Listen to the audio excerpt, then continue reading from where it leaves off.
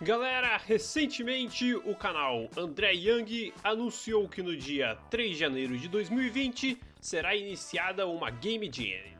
E para quem não sabe, uma Game Jam é um evento onde todas as pessoas que participam dele têm de fazer um jogo numa quantidade minúscula de tempo. Geralmente uma semana, 3 dias ou até mesmo um único dia. Então eu tive a ideia de fazer um aquecimento para essa Jam. E qual que foi a minha ideia para esse aquecimento? Uma ideia nada ousada. Apenas criar um jogo RPG em menos de 2 horas. Então, será que eu consegui? Bora conferir! Logo de início, eu abri a Unity e comecei a projetar o jogo, pois eu já tinha mais ou menos uma ideia do que eu queria fazer. Já que uns dias antes de iniciar esse projeto, eu já estava dando uma brincada na Unity com alguns assets que eu encontrei na Asset Store. Então eu decidi que faria um jogo top-down com câmera isométrica. Então, para já deixar tudo configurado e poder trabalhar no jogo com mais tranquilidade e vendo como ele ficaria no final, logo de cara já comecei a configurar a câmera com um cenário bem simples mesmo, que era apenas um cubo esticado. Logo em seguida eu adicionei um material nesse cubo, deixando um pouco verdinho, o que lembrava mais ou menos a textura de uma grama. Porque a minha ideia nesse RPG era fazer um jogo extremamente gigantesco, cheio de inimigos, com vários lugares, várias dungeons e vilas para você explorar. Então eu queria que tivessem florestas, cidades e muito mais. E eu sei que fazer tudo isso em menos de 2 horas é quase que impossível, né? Mas tudo bem.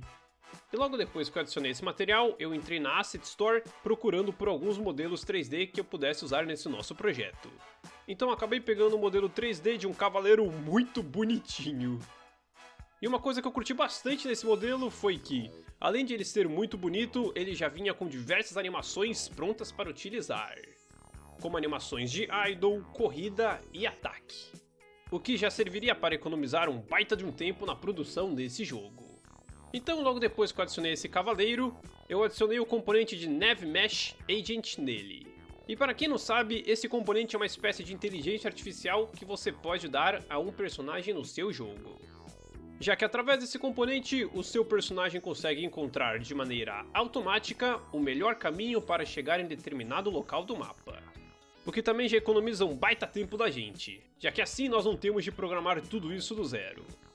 Feito tudo isso, eu comecei a trabalhar na programação do nosso personagem, pois eu não queria controlá-lo com WASD, e sim com o nosso mouse. E eu queria fazer isso clicando com o mouse em algum local do mapa, e depois o personagem indo até esse local em que nós clicamos. Então, depois de um tempinho, usando o código que eu encontrei nesse tutorial aqui, que eu estarei linkando aí no card, consegui fazer isso funcionar. Então, testei para ver se estava tudo funcionando corretamente e vi que estava sim. E aí, para deixar o jogo um pouco mais bonito, comecei a adicionar algumas animações do nosso personagem, com a primeira delas sendo a animação de Idle. Que para quem não sabe, a animação Idle é a animação padrão do personagem. Aquela que ele executa quando fica parado, sem fazer nada. Então, em menos de 10 minutos já tínhamos configurado o nosso personagem com a animação de Idle e criado um sistema para que ele andasse até o local onde nós clicamos na tela. E justamente por termos feito isso tão rapidamente, achei que a gente conseguiria fazer um jogo extremamente gigantesco em menos de 2 horas. Ilusão minha, é claro. E logo depois de adicionar a animação de Idle, eu comecei a trabalhar na animação de corrida, criando suas transições e duração. Depois fui para o código do personagem e criei uma referência ao componente Animator do nosso personagem, para que assim nós conseguíssemos controlar suas animações via código. E desse jeito, fazer com que ele executasse a animação de corrida quando estivesse se movimentando. E fazer isso foi até que bem simples na verdade, já que estávamos usando todos os comandos presentes no componente Nav Mesh Agent. E como vocês podem ver aí na tela, todas as nossas animações estavam funcionando corretamente e eu achei que ficaram muito legais. E mesmo que no momento o nosso jogo ainda não tenha nenhum inimigo, eu resolvi já adicionar uma animação de ataque para o nosso personagem. Coisa que acabou se tornando um pouco desafiadora, já que eu configurei essa animação para tocar a partir do momento que apertássemos o botão direito do mouse. Ou seja, se apertássemos o botão esquerdo, o personagem iria até determinado local do mapa. Já se apertássemos o botão direito, ele executaria o nosso ataque. Então, agora que nós já tínhamos a nossa animação de ataque pronta, eu resolvi adicionar um inimigo para o nosso jogo. Então eu entrei na Asset Store e peguei esse esqueleto muito maneiro com espada e escudo. Então, logo depois de adicioná-lo, adicionei a animação Idle para ele, para que ele não ficasse completamente parado no nosso jogo, e eu achei que ficou bem legal. Feito tudo isso, estava na hora de configurar para que a nossa espada desse dano nesse inimigo. Então, criei um script para o nosso inimigo e, dentro desse script, criei duas variáveis, uma para a vida máxima do inimigo e outra para a vida atual dele. E logo em seguida, criei um método para que pudéssemos dar dano neste nosso inimigo. E é aí que a parte da animação de ataque se tornou uma tarefa desafiadora, já que a minha ideia era colocar um collider na nossa espada. Só que como eu queria que esse collider ficasse na espada, eu queria adicioná-lo na animação de ataque do nosso personagem. Porém, essa animação de ataque do personagem não poderia ser sobrescrita. Ou seja, nós poderíamos sim utilizá-la, mas não alterá-la. Então eu passei uns bons minutos tentando descobrir um jeito de fazer com que o collider da nossa espada fosse ativado somente na hora em que nós estivéssemos atacando. Então, depois de umas boas linhas de código, consegui, meio que acho que na gambiarra, fazer com que isso funcionasse. E eu fiz isso configurando para todas as vezes que apertássemos o botão direito do mouse, ou seja, todas as vezes que estivéssemos executando a animação de ataque do personagem, a Unity ativasse o collider da espada. E todas as vezes que levantássemos o botão do mouse, ou seja, todas as vezes que soltássemos ele, ela desativasse esse collider. E aí, na espada, eu configurei para que todas as vezes que o collider dela colidisse com um Game Object que tivesse a tag Enemy, acessasse o script Enemy desse Game Object e executasse o método de dar dano nesse personagem. E por mais que isso tenha sido extremamente desafiador no início, depois que estava tudo ajeitado, até que ficou bem tranquilo de fazer os ajustes. E como vocês podem ver, agora todas as vezes que a espada colide com o inimigo, ela tira um ponto de vida dele. O que significa que a nossa gambiarra deu certo. E nós conseguimos fazer tudo isso em 32 minutos. Então, logo em seguida, eu resolvi adicionar um feedback visual para o nosso inimigo. Já que, por mais que a nossa espada desse dano no inimigo, nós não conseguíamos ver esse dano sendo dado em nenhum lugar. Então eu criei um canvas e logo em seguida um slider para representar a barra de vida do nosso inimigo. E depois posicionei esse slider em cima da cabeça do nosso esqueleto. E essa parte demorou demais, já que eu estava tendo muitos problemas em fazer com que o slider ficasse pequenininho e ao mesmo tempo bonitinho em cima do nosso inimigo.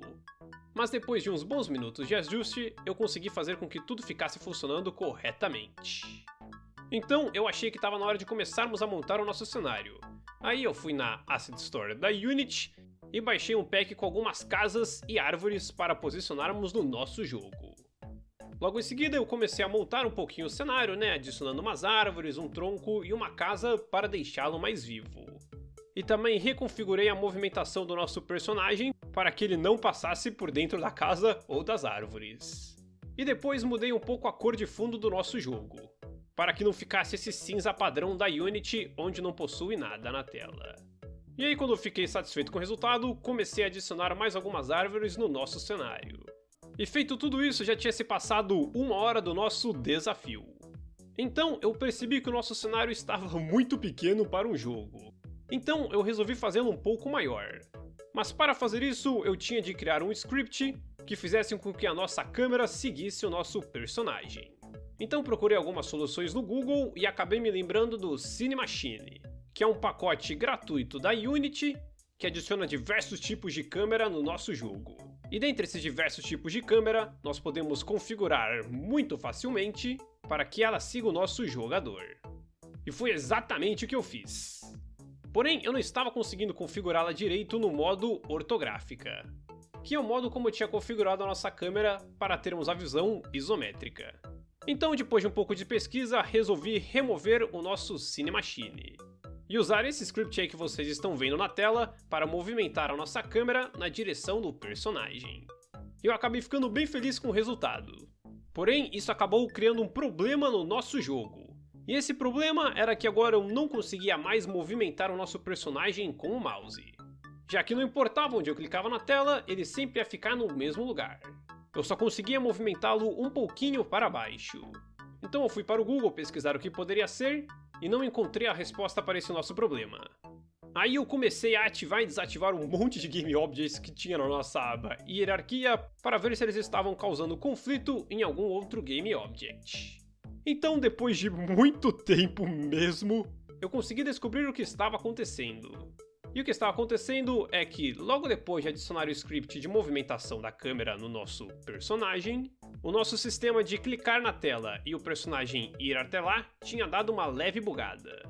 Porque o raycast que estávamos lançando a partir do mouse não era tão longo. Então, depois de fazer um pouco de debug.log, consegui resolver esse problema. E como vocês podem ver aí, nossa movimentação da câmera estava funcionando muito bem e já conseguimos movimentar o nosso personagem novamente. Então, aumentei um pouquinho o collider da espada do nosso personagem para que ficasse mais fácil de atacar os inimigos e comecei a adicionar mais algumas coisas no nosso cenário. Logo em seguida, adicionei inteligência artificial no nosso inimigo através do componente Nave Mesh Agent. E com isso, já tínhamos um inimigo que seguia o nosso jogador. E depois de programar umas coisinhas cá e lá, consegui fazer com que ele só nos seguisse se chegássemos perto dele, e não o tempo inteiro. E depois de um bom tempo tentando entender o que estava acontecendo para o nosso personagem só seguir a gente por um tempinho, consegui resolver os bugs e trabalhar melhor em sua animação de corrida. E um pouco antes disso, eu tinha programado para que o slider, que é essa nossa barrinha de vida, ficasse sempre rotacionando em direção à câmera.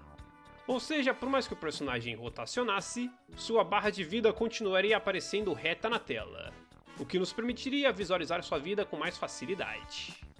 Logo depois, eu aproveitei a animação de ataque, que já veio no nosso esqueleto, e programei para ele atacar o nosso jogador quando ele se aproximasse bastante dele. E depois de trabalhar um pouco mais nas transições das animações do nosso inimigo, consegui fazer com que tudo ficasse funcionando quase que perfeitamente. Então, como nosso tempo já estava acabando, resolvi criar um menu principal para o nosso jogo. Então eu criei uma nova cena e coloquei o título do nosso jogo, que é claro não poderia ser nada diferente de o melhor RPG de todos. Aí eu criei um botão para jogar o jogo, um para aprender um pouco mais sobre o jogo e outro para sair dele. Mas como o tempo estava acabando, resolvi tirar o botão sobre da tela, já que esse botão só serviria mesmo para falar que esse jogo foi feito em menos de 2 horas. Por isso que ele estava bem zoado. Então acabei criando um componente de texto no menu principal e colocando essa informação lá mesmo. E para não gastar tempo demais organizando a distância entre um botão e outro, usei o componente Vertical Layout Group, que serve para organizar automaticamente todos os elementos que temos na interface de usuário. E eu ainda queria fazer diversas coisas no nosso jogo, como adicionar um sistema de vida no nosso personagem, adicionar moedas, mais combate, mais inimigos, uma cidade maior e possivelmente até o chefão. Mas eu vi que faltavam menos de 10 minutos para completar o nosso desafio. Então eu tive que correr para finalizar as coisas. Então eu fui lá e criei um script bem simples para o nosso menu principal, e depois configurei no script do personagem que ao apertarmos a tecla ESC, voltássemos para o menu principal. E aí eu percebi que o nosso jogo estava extremamente silencioso. Então eu corri e adicionei uma música no menu principal e uma música na cena do jogo. Talvez elas não tenham combinado muito, mas eu acho que tá melhor do que um silêncio completo. Então, faltando menos de 5 minutos para terminar o prazo de 2 horas, dei uma testada a mais no jogo para ver se estava tudo funcionando corretamente e dupliquei o nosso inimigo para que o jogo ficasse um pouco mais desafiador. Aí criei um textinho para avisar que bastaria apertar a tecla ESC para voltar ao menu, e em 1 hora e 59 minutos nós conseguimos completar, meio que de maneira incompleta, o nosso jogo RPG.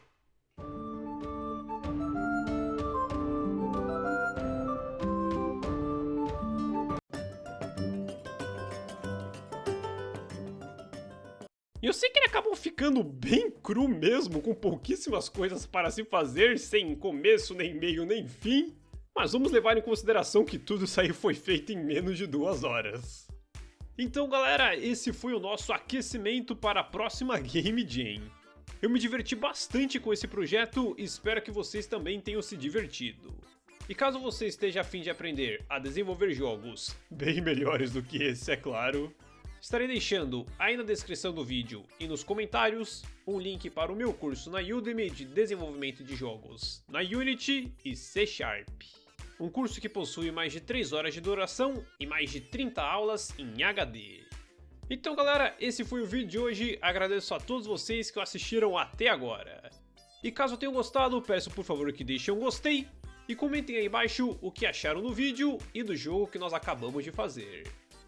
E se vocês quiserem, nós podemos trabalhar mais um pouco nesse jogo num vídeo futuro e quem sabe disponibilizá-lo para download. E se quiser conferir mais vídeos do mundo do desenvolvimento de jogos, basta se inscrever no canal e ativar o sininho para receber a notificação de todos os vídeos novos.